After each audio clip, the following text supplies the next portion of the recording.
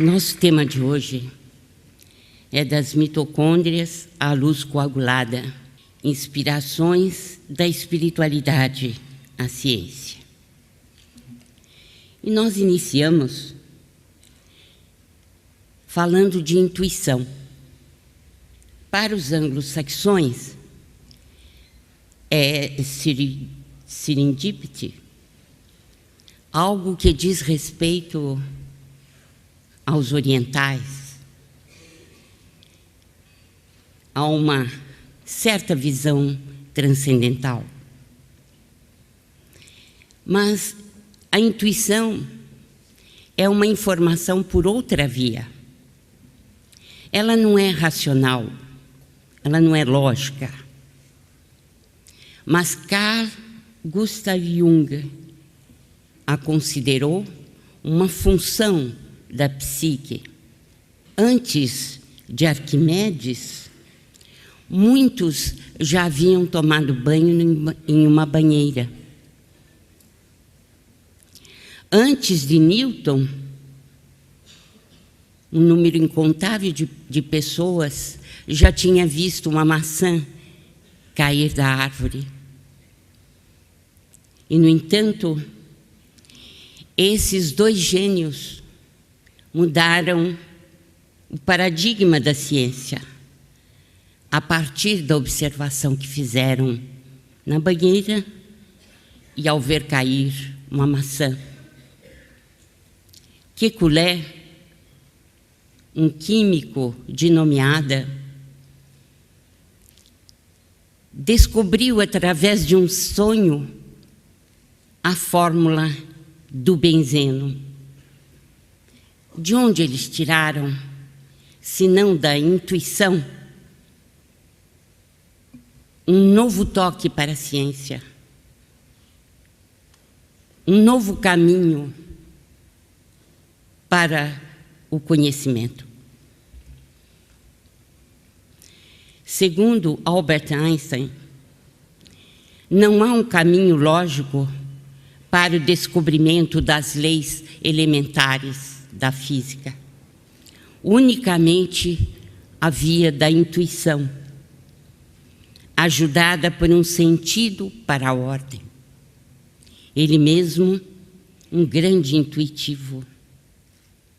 Algumas vezes trancava-se no quarto em busca desta intuição para descobrir as leis da física. Segundo o físico quântico, professor da Universidade de Oregon, Dr. Amit Goswami, a física quântica é a ciência das possibilidades.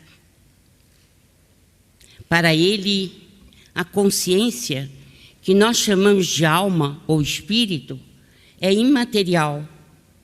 Ela está fora do cérebro. Com a evolução, atingimos novas áreas do conhecimento. Aprendemos, por exemplo, que a inteligência espiritual está ligada ao patrimônio da consciência ou espírito, e que a intuição está diretamente ligada a essa inteligência espiritual. Mas é o Dr. Amit Goswami ainda quem nos chama a atenção para a comunicação não local, uma das leis da física quântica. Somente essa comunicação poderia explicar esse conhecimento que não é lógico, que não é racional, mas que a nossa alma consegue apreender. Para ele, o Dr. Amit Goswami, há uma interconexão entre todas as coisas do universo a partir da física quântica, porque moléculas, átomos, elétrons, pessoas estão definitivamente interligadas. onde se pode apreender que a intuição, esse conhecimento não local, pode nos dar uma ideia de como estamos verdadeiramente unidos universalmente. Quando nós estamos fossilizados em um racionalismo extremo, ou quando estamos habituados simplesmente a raciocinar em termos do aqui, do agora, do racional, nós sentimos o peso desse racionalismo. Por exemplo, Auguste Comte, que vemos na figura, disse em uma de suas aulas, Cours de Philosophie, em Paris, que a composição química das estrelas não seria conhecida pelo homem. No entanto, algumas décadas depois, ilustres pesquisadores alemães descobriram a espectroscopia e foi possível, então, compreender-se a composição química das estrelas, o que está definitivamente como conquista da ciência. Lord Kelvin, no fim do século XIX, afirmou que a ciência não tinha mais nada para descobrir. Afinal, nós já estávamos com todo o tipo de conhecimento necessário para a nossa evolução. No entanto, logo nas primeiras décadas do século XX, verdadeiras revoluções conceituais da física mudaram completamente o panorama humano e, por que não dizer, da própria ciência. Em 1996, John Horgan, da Scientific American, afirmou que era o fim da ciência. Nada mais teríamos dali para frente. No entanto, em pleno século XXI, observamos a cada dia modificações impressionantes no campo do conhecimento, sobretudo da genética. Vemos assim que o racionalismo, muitas vezes, bitola o ser humano e que Einstein tem razão. É preciso abrir para a intuição, a fim de que a gente possa evoluir. Para nós, espíritas, a intuição é a mediunidade inicial. É a faculdade inerente a todo ser humano. É uma propriedade de cada criatura. E esta propriedade está ligada à inteligência espiritual.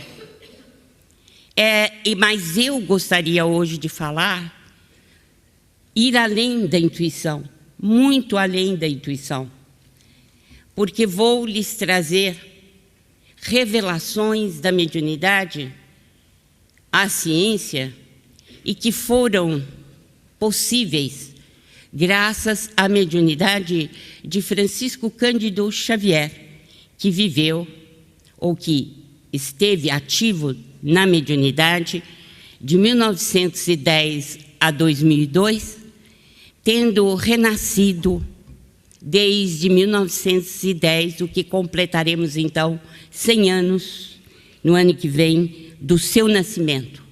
E a sua dedicação foi integral para trazer dos céus para a terra as informações em todas as áreas do conhecimento humano, mas principalmente hoje focalizaremos a sua contribuição, pelo menos em parte, porque o tempo não nos permite mais, pelo menos em parte do que ele trouxe para a ciência.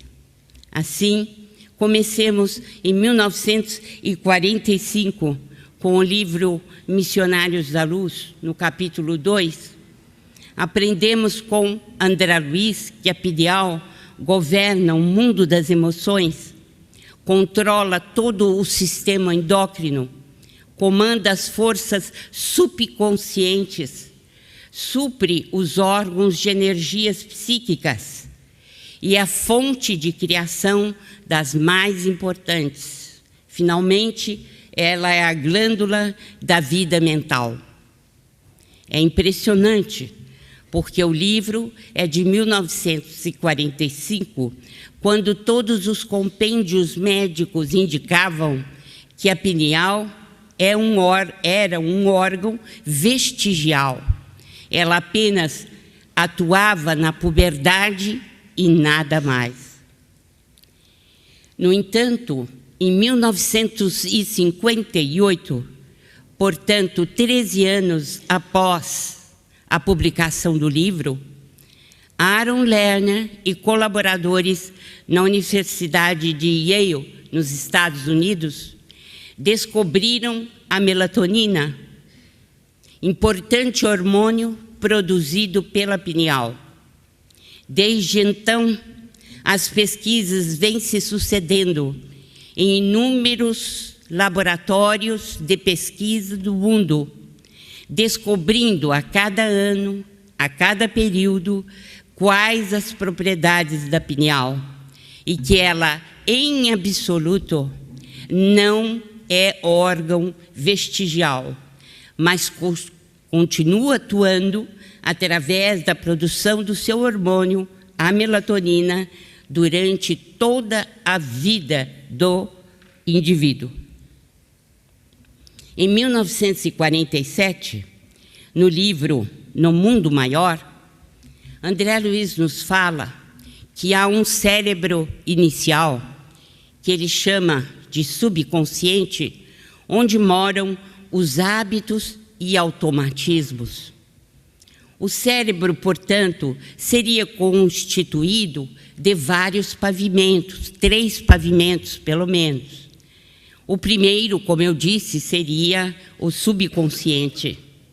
O segundo pavimento seria o córtex motor, o consciente, o aqui, o agora, o esforço, a vontade da atual existência. O terceiro andar seria o dos lobos frontais, onde mora o superconsciente e onde o ser humano tem o futuro preservado no seu ideal, na sua meta superior.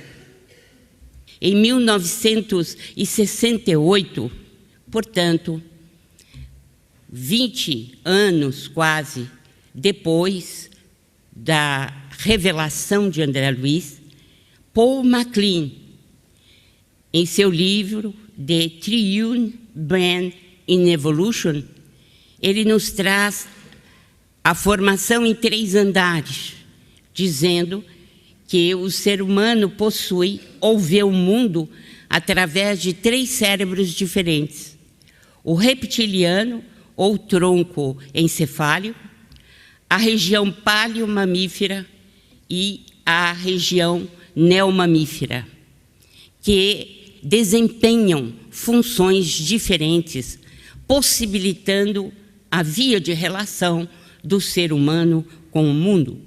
Também, falando sobre os 3 cérebros, em 1946, no livro Obreiros da Vida Eterna, e em 1947, no livro No Mundo Maior, o médico desencarnado e pesquisador dos melhores no Brasil, André Luiz, evidentemente um pseudônimo, ele nos trouxe novas informações sobre o cérebro, dizendo que na fossa romboidal, hoje conhecida como 4º ventrículo, está a sede da alma. Em 1983, Wilder Penfield deu-nos um excelente livro, O Mistério da Mente. Ele, um neurocirurgião canadense muito conceituado e que descobriu o sistema límbico, o sistema das emoções, ele nos fala que no diencéfalo, no tronco cerebral alto, nós temos a porta de entrada e saída da mente, confirmando, portanto, um local importante de que nos fala André Luiz com o quarto ventrículo. Igualmente, as neuroimagens obtidas por Andrew Newberg nos trouxeram informações que realmente confirmam as revelações de André Luiz quando nós observamos à esquerda o momento em que os monges estão em meditação. À direita eles estão em meditação, à esquerda estão em um momento comum, despertos. E observou-se que no momento da meditação são os lobos frontais que entram em atividade. O que vem confirmar que o terceiro pavimento, aquele que André Luiz chama de nossa ligação com a esfera superior, é realmente o caminho seguido no momento da meditação em busca de páramos celestiais ou de contatos superiores. Assim como à direita, observamos que no estado de meditação é o parietal que deixa de ter uma certa ascendência no cérebro. Ele fica em um estado basal, porque o parietal nos ligaria muito mais ao aqui e ao agora, o que não é um estado de equilíbrio no momento da meditação. Esses fatos também vieram confirmar essas revelações que nos vieram desde 1946 e 47. Em 1957, no livro Ação e Reação, em 1958, em Pensamento e Vida, de Emmanuel, e em Evolução em Dois Mundos, de André Luiz, tanto quanto em 1959, com o livro Mecanismos da Mediunidade, nós temos informações importantes dos espíritos indicando que a alma está fora da matéria. A alma comanda o corpo, mas está fora do corpo. Desde que a sua formação, a sua constituição não é material. Átomos e partículas, segundo André Luiz, que formam o pensamento, são átomos e partículas que obedecem à função quântica. O pensamento, assim, seria uma secreção do espírito e não do cérebro.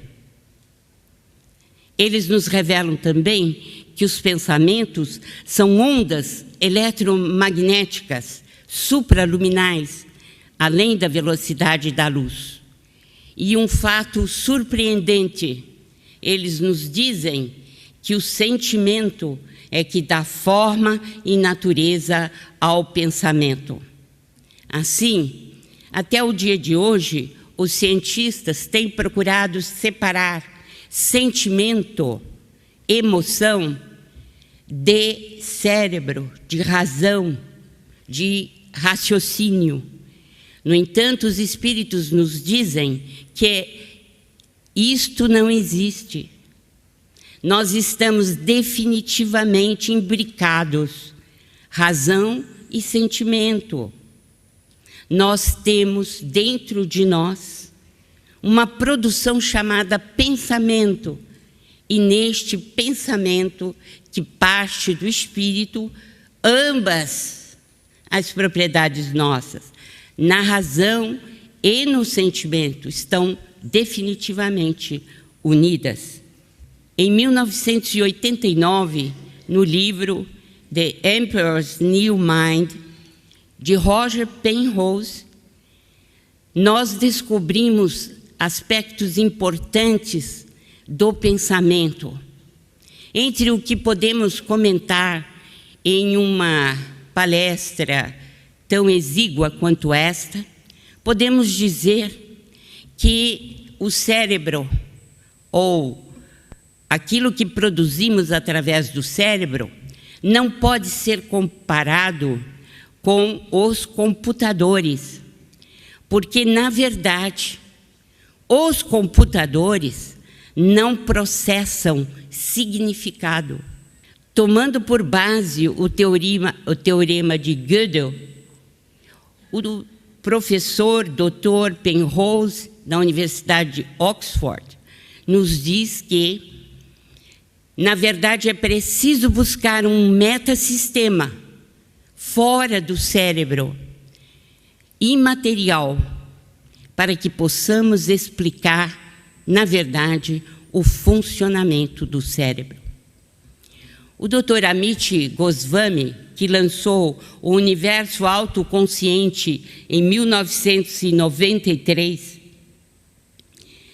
não apenas traz de volta os conceitos de Penrose, mas também analisa, por sua vez, à luz da física quântica, que as possibilidades da consciência estão, na verdade, indicando que ela é imaterial.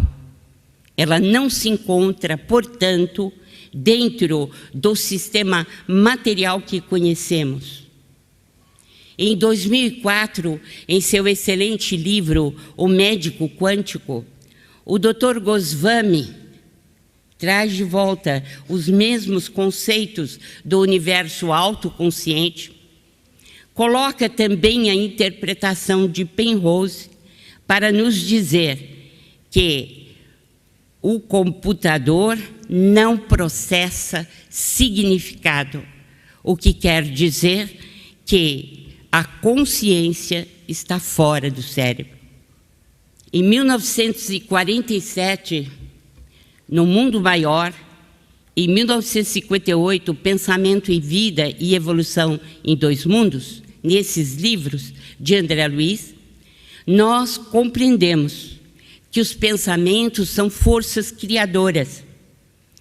Aqueles que são negativos levam ao adoecimento do corpo e agravam as doenças existentes.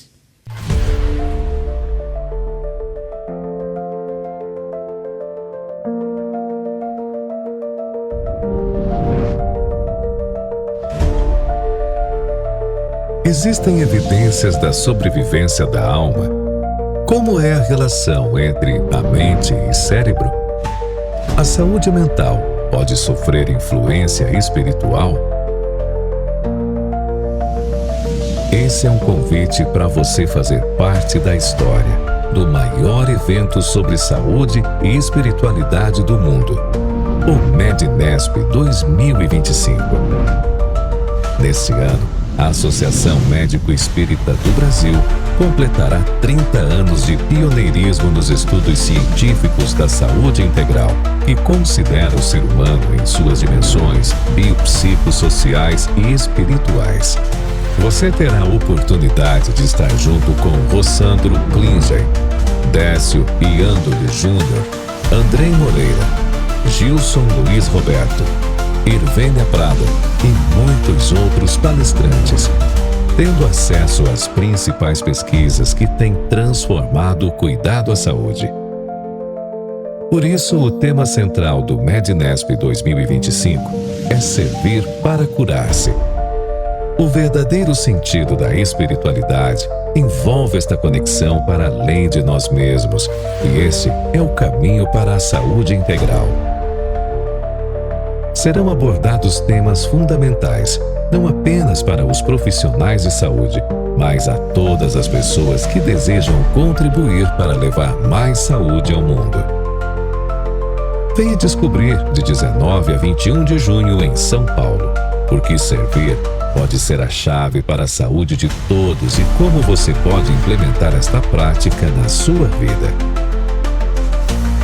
Acesse agora mesmo www.mednesp2025.com.br Confira a programação e garanta sua inscrição, pois as vagas são limitadas.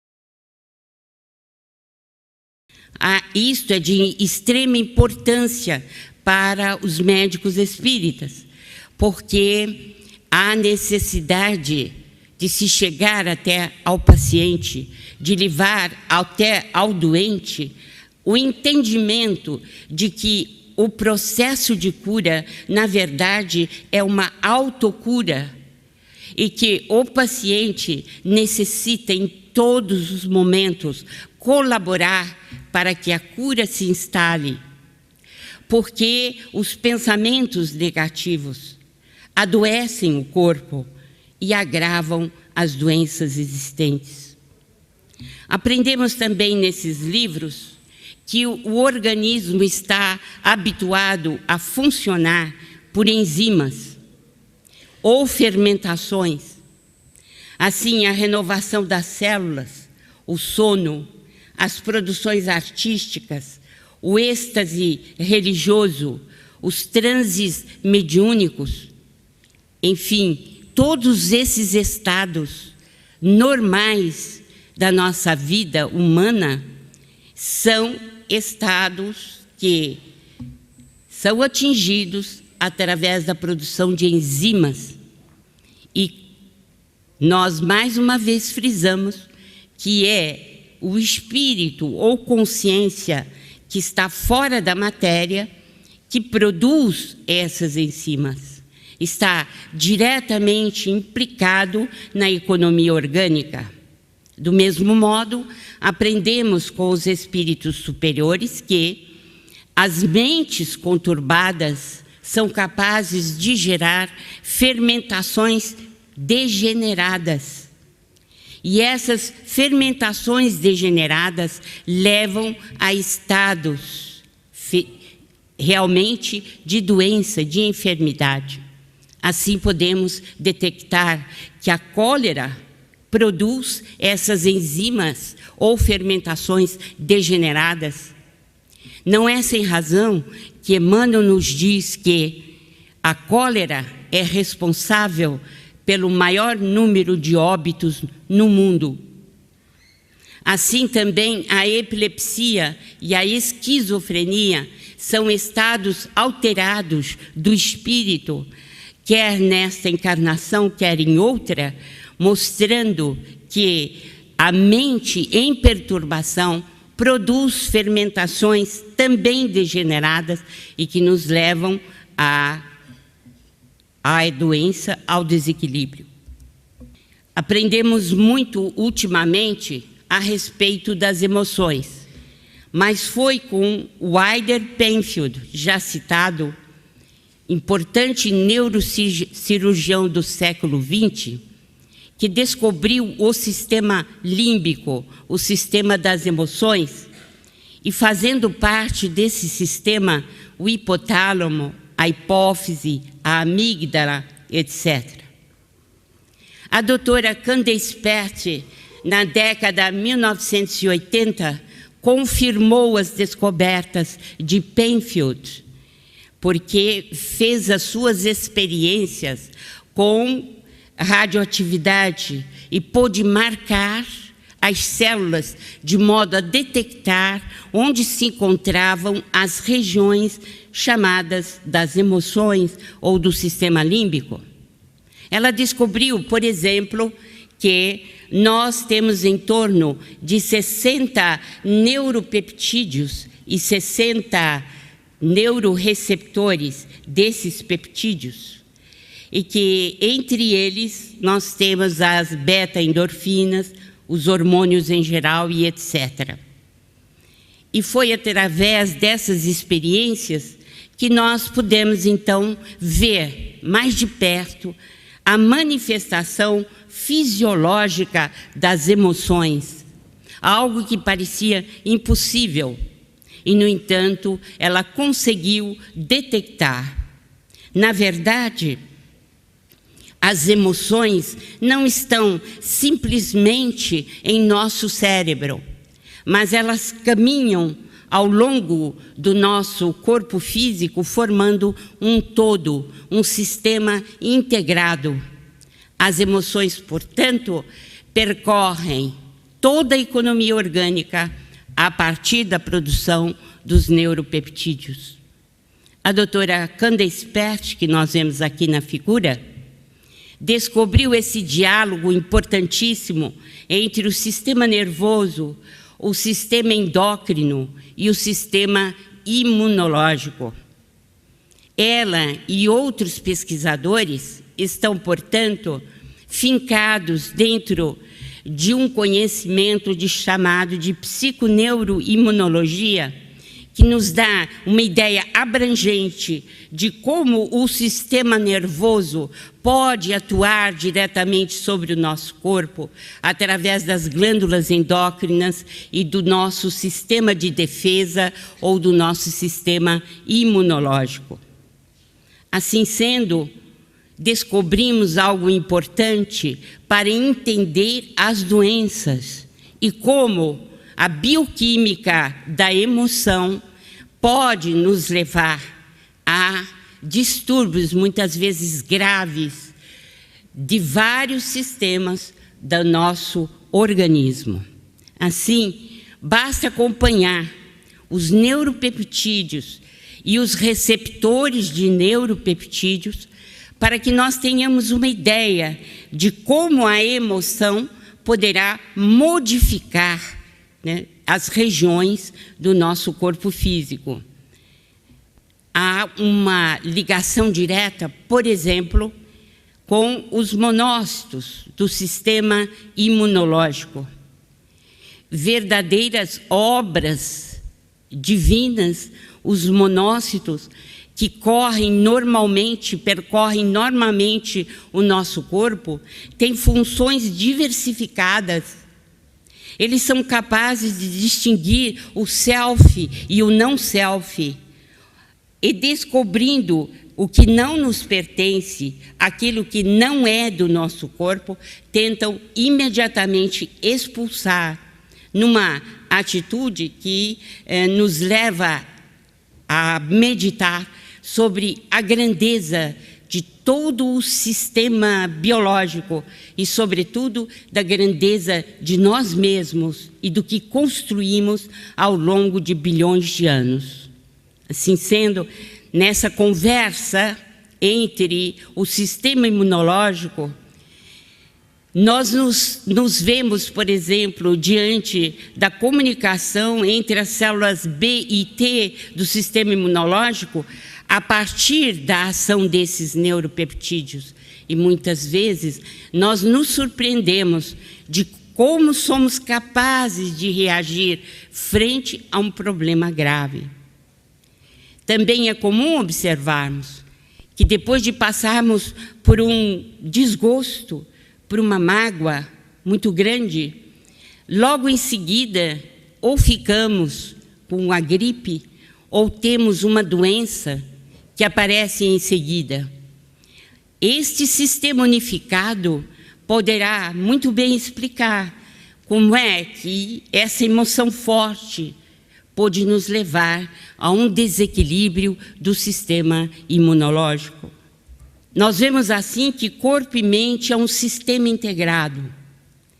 Há um substrato físico, sem dúvida, o corpo, o cérebro, mas há um substrato imaterial, que é a circulação do fluxo de informação por todo o nosso corpo. Quem seria responsável por essa informação? Aprendemos que os neuropeptídeos falam e os receptores de neuropeptídeos escutam, ouvem. Há uma conversa que se passa diariamente, a todo momento, dentro do nosso corpo físico para expressar o que verdadeiramente o nosso espírito coloca em circulação no corpo físico. Assim aprendemos que mente e consciência estão fora da matéria e eles são responsáveis pela informação emocional. Na verdade, são independentes do cérebro e do corpo. Estão fora da matéria.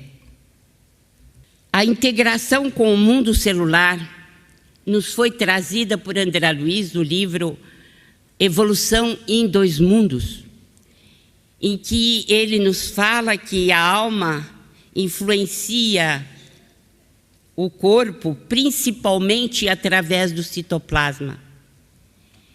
Fala-nos dos bióforos que acumulam energia espiritual e principalmente das mitocôndrias, dizendo que elas participam da cadeia de oxigênio, e sabemos disso, mas também elas estão ligadas aos estados felizes e infelizes que nós imprimimos à própria célula, permitindo a fabricação de determinados neuropeptídeos e de receptores de neuropeptídeos, que vão traduzir a conversa do nosso espírito com as células.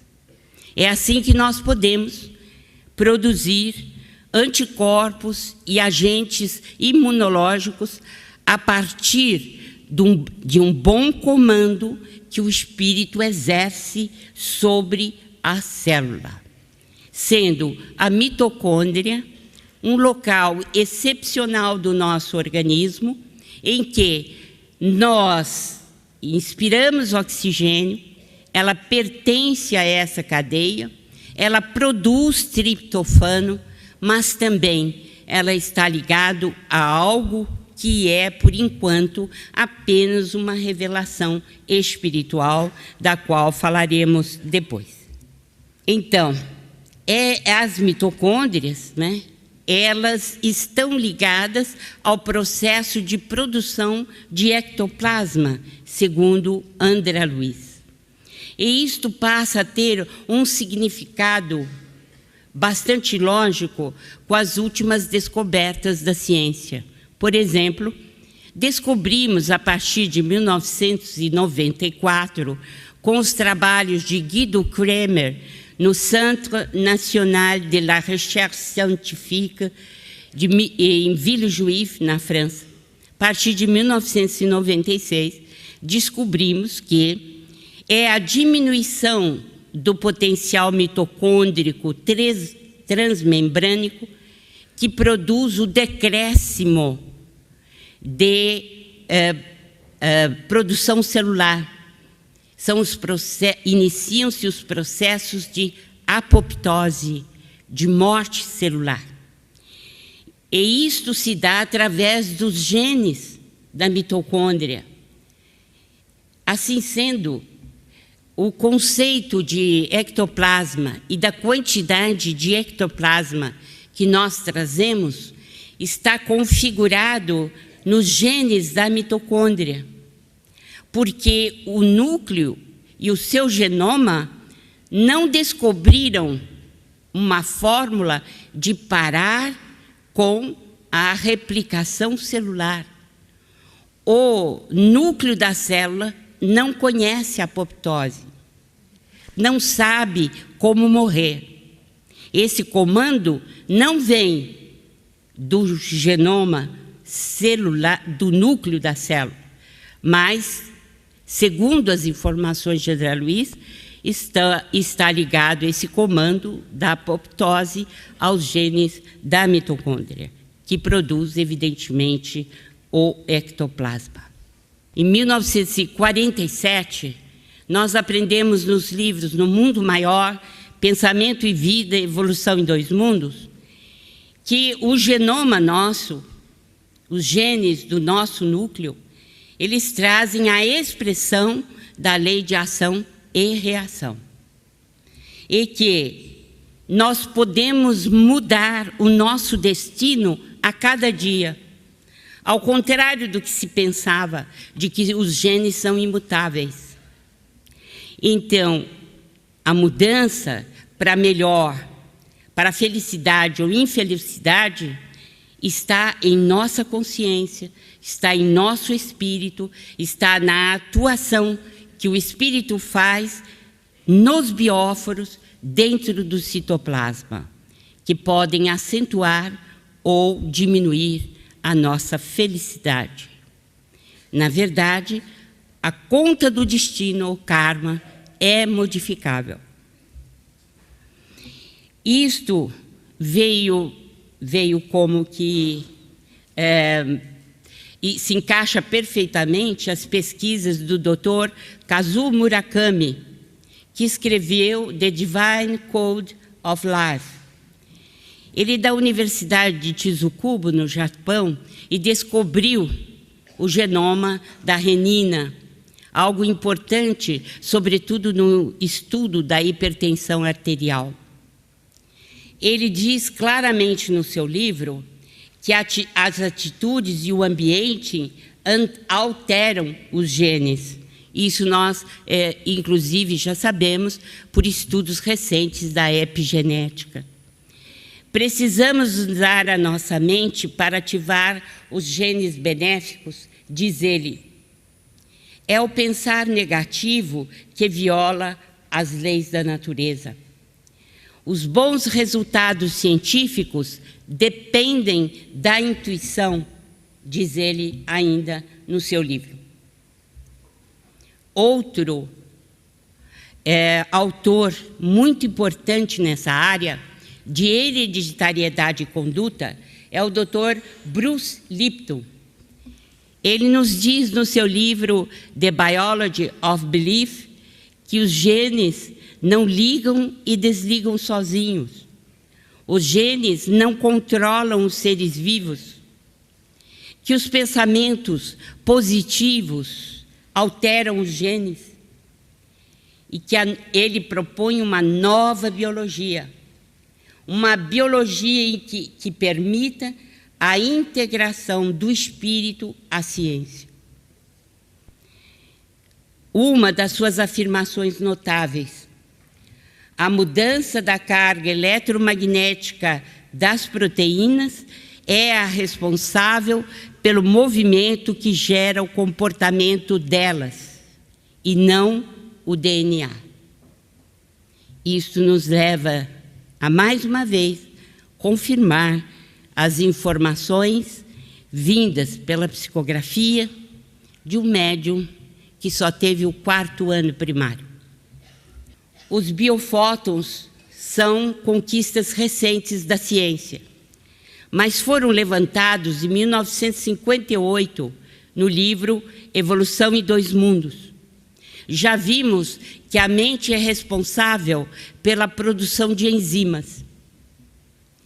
Mas André Luiz chama essas enzimas de substâncias magneto-eletroquímicas, o que significa que elas são acompanhadas de eletromagnetismo e que vão de um tecido a outro, interferindo nas propriedades moleculares.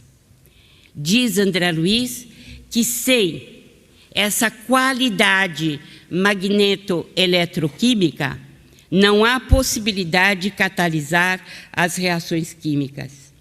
Ainda em 1959, no livro Mecanismos da Mediunidade,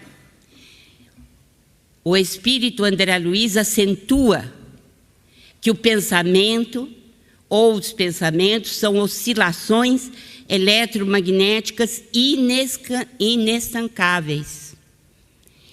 Ora, os fótons são os quanta dos campos eletromagnéticos.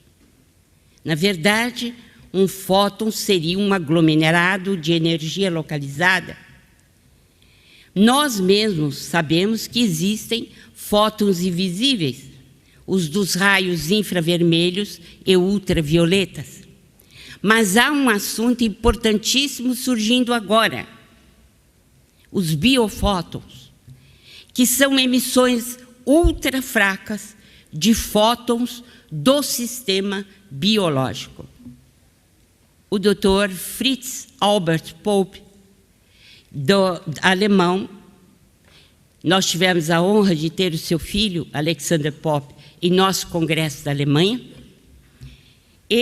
O Dr. Albert Pope, diz em Biophysical Aspects of the Psychic Situation que cada reação química acontece se, e somente se, ao menos um dos compostos em reação é excitado por um fóton de energia de ativação conveniente, sendo E e A igual a HF, onde F é a frequência do fóton ativante e H é a constante de Planck. Isso significa o quê? Primeiro, sem fótons, as reações químicas não são possíveis. 2, a distribuição de fótons regula a reatividade química na matéria viva e não viva. Ora, se as enzimas, para funcionarem, são substâncias magneto-eletroquímicas, é óbvio que elas possuem algo diferente na sua atuação. E como vimos atrás, os campos eletromagnéticos são formados de fótons. Estamos adentrando, talvez, o conhecimento da parte material do chamado duplo etérico, ou corpo vital, ou fluido vital, ou ectoplasma. Este fluido vital é que permite a ação do espírito sobre a matéria. E estamos, talvez, com esses estudos de biofótons, entrando no conhecimento da parte material, já que, segundo Allan Kardec, fluido vital é aquele semimaterial que permite a atuação do espírito sobre a matéria. Aprendemos também com André Luiz, em 1968, no livro A Vida Continua, que a matéria é luz coagulada. E em 1975, Bob Tobin e Fred Alan Wolf, em Space, Time and Beyond, nos diz que a matéria não é nada mais do que luz capturada gravitacionalmente, o que nos leva a ter grandes esperanças de que, uma vez comprovada a teoria de Tobin e Wolf, nós tenhamos também a confirmação de mais uma revelação de André Luiz. Finalmente, nós queríamos enfechar com aquilo que André Luiz considera como fundamental na nossa vida, quer nos dediquemos à ciência, à filosofia ou simplesmente à religião. Sem amor, não há futuro para a humanidade. O amor é a nossa sublime destinação. Sem o amor, não há paz interior. Sem o amor, não se chega às colinas superiores da evolução espiritual.